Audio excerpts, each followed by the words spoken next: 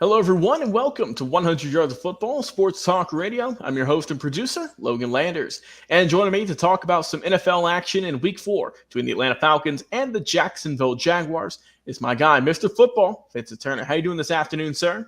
Hey, how you doing? Go Falcons. Hey, there we go. There we go. Dirty Birds. Hopefully they can get it rising up once again after a disappointing week last week. We're getting that in just a moment, though. If you enjoy the video, everyone, like, comment, share, and subscribe. Go live each and every single week, Facebook and on YouTube, of course. And if you enjoy podcast, well, we have a podcast as well. Available on any major platform, whether it be Spotify, Apple Podcast, iTunes, iHeartRadio, etc., etc. The list goes on and on.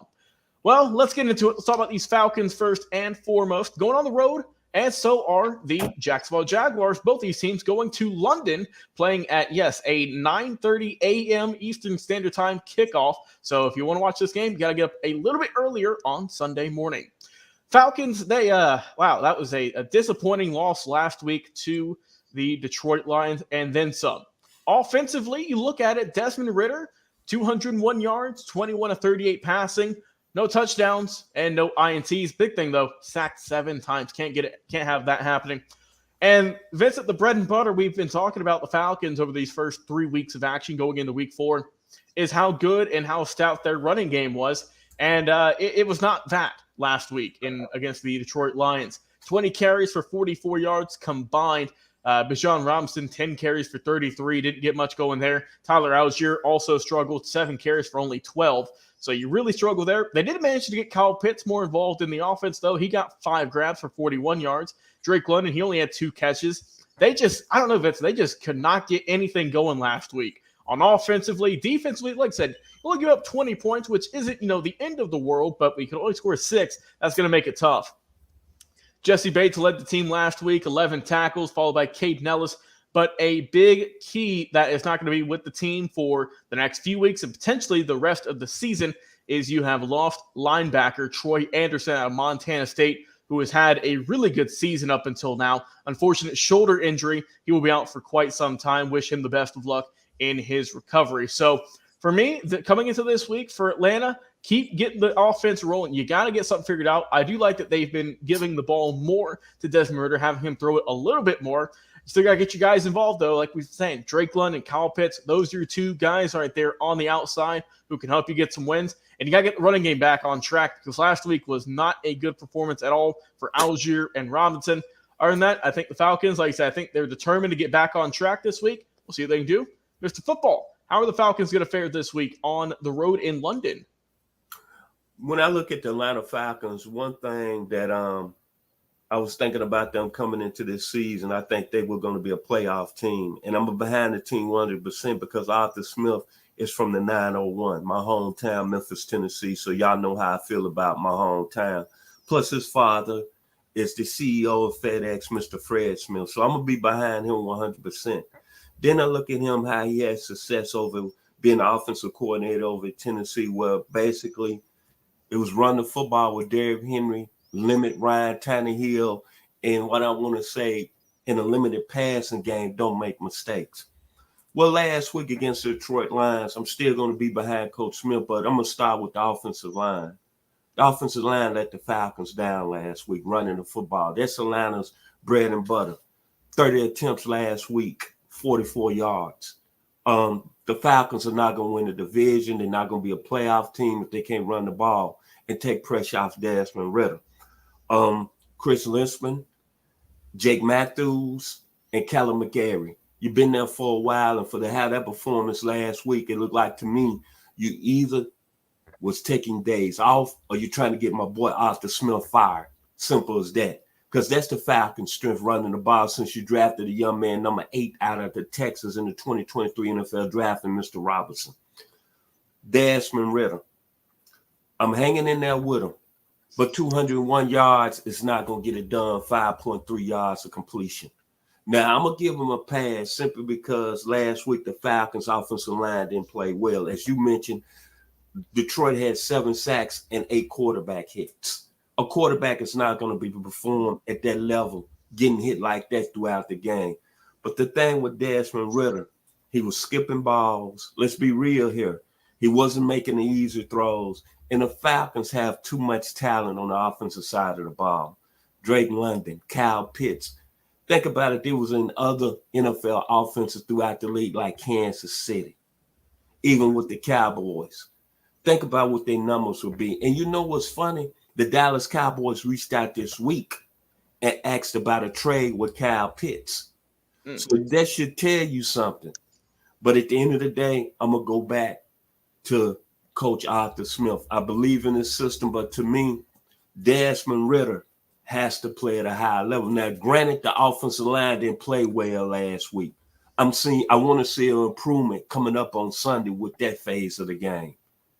But if the Falcons do not get more yards in the passing game and really get the ball into their playmakers, Kyle Pitts and Drake London, them are super football players. I call them the Keem Olajuwon, the Houston Cougars, because of their height, their speed, and they can go up and make catches, and they can be productive.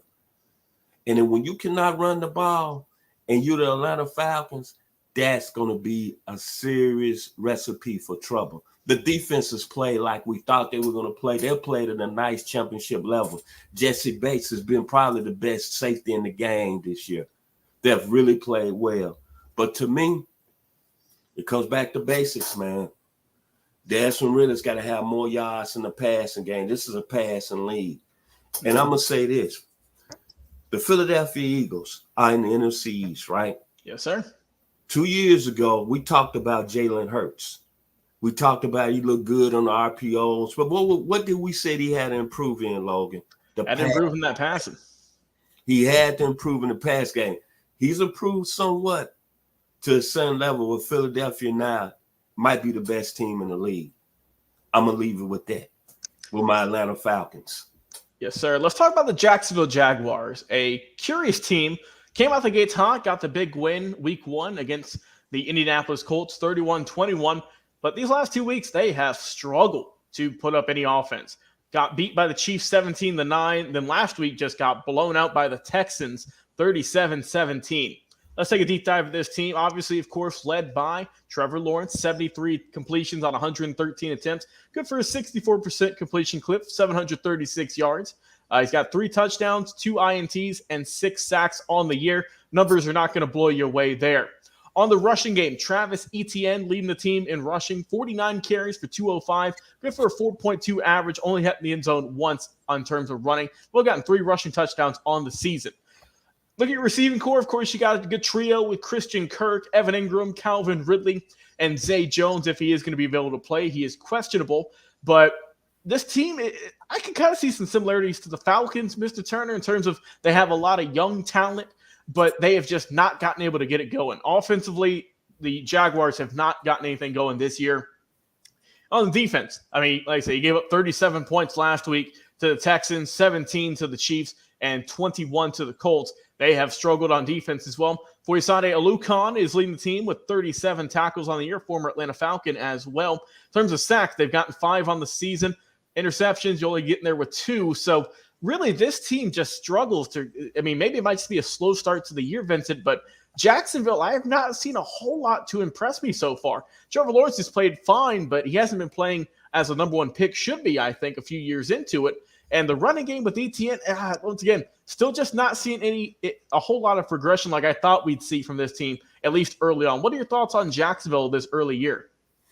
I'm going to say from last week, there was a surprising and disappointing loss by the Jaguars to the Houston Texans. What stuck out in my mind, I'm going to start with the Jaguars defense. They gave up 282 yards to a rookie quarterback in C.J. Stroud. They gave up 145 yards receiving to a rookie in Tank Dell. Very surprising there. Josh Allen and Travon Walker have not played up to their standards. I mean, NFL level, Pro Bowl level. Then offensively, Trevor Lawrence had decent numbers last week. He had 279 yards, 1 touchdown, 1 INT. When he on his game, I loved him when he was in high school. Saw him play win a state championship as a sophomore at Cartersville High School. We saw what he done at Clemson. We saw what he did last year at the end of the year for Jacksonville. He can be a top 3 quarterback in this game. But what's hurt him, you're looking at Calvin Ridley, you're looking at Christian Kirk, you're looking at Evan Ingram. Offensively, I didn't know this, but Jacksonville, I believe, lead the league in drops. Kevin Ridley has had a lot of drops this year. Christian Kirk has had a lot of drops, and this has not helped out Trevor Lawrence. The receiving corps has got to step up and start making more plays and catching the football. It's very simple. I think Jacksonville has a lot of talent. Doug Peterson lost his offensive coordinator from last year, Doug Peterson was calling the plays, I believe. Now I think they have another guy calling the plays, and that could be a struggle with Trevor Lawrence. But to me, last week was an alarming rate for me to see Jacksonville give up 37 points to C.J. Stroud, a rookie quarterback in the Houston Texans. Now, this is a game of redemption.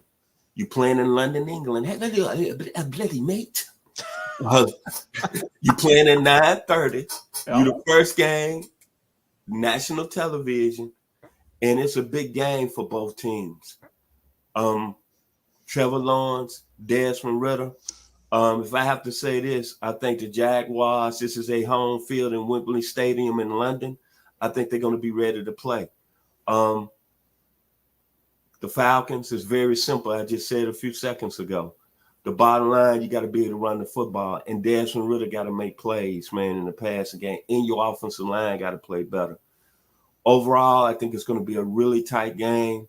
I'm going to take the Falcons in a close one, 24-21. But hey, as I said before, this is a game that's very critical, and it's very critical on the line of scrimmage for the Atlanta Falcons being able to run the football, man. That's the Falcons' bread and butter. They're not going to win games rushing for 44 yards against anybody, and Desmond Ridder passing for 201 yards. But what was alarming to me, Desmond Ridder was skipping balls on simple routes. And if that happens next week, you're going to hear the Bluebirds come out of Atlanta when they get back here, and they're going to start hollering for the bag of quarterback and talent, Haneke. And I don't know how that's going to work out. He's played well, but he hasn't been consistent. Last time I checked, he ain't led no team to no playoffs. I'm talking about Tyler Haneke. And then when you're looking at Jacksonville, from a Falcons perspective, you better hope that Jacksonville doesn't get it right with Trevor Lawrence and a very talented group of receivers. And they defense get it going, rushing, the passing. As I end with this today, Logan, I'm going to say this. We've been doing this show for a few years. We've had some very good success. But if it was one thing I could take from watching a football game last week, I was very disappointed and very shocked that the Atlanta Falcons offensive line played as poorly as they did. I really was, based on experience. Chris Linsman, a Pro Bowl guard, Callum McGarry, who's been there a while, and Jake Matthews, a 10-year veteran. That's unacceptable. If that continues to happen, the Falcons are going to lose football games, and Arthur Smith is going to get fired. Well, we will see what happens this Saturday morning in London. Get your tea, get your crumpets, and check out this bowl game. My final score in this one, similar to Mr. Football Vincent Turner, slightly different. I'm going to have the Falcons getting the win in this one, 24 to the Jacksonville Jaguars 17. I don't think it's going to be a perfect game by any means necessary. I think we're going to see some drop passes, going to see some potential poor offensive line play for both sides. But I think the Falcons will get back on track after a very subpar, disappointing, whatever you want to call it, showing last week against the Detroit Lions. And as for the Jaguars, I'm still not sold on them yet. They do have some good talent, but I don't know if they're there quite yet, just from what we've seen from the Falcons so far in this 2023 season.